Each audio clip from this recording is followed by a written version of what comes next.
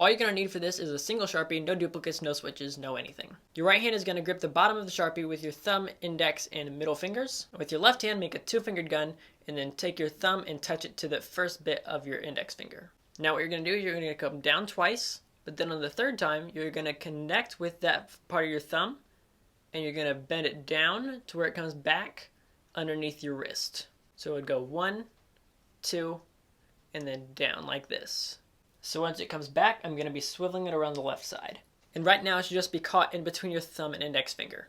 And as long as you have your angles right, no one will be able to see that there's a Sharpie there.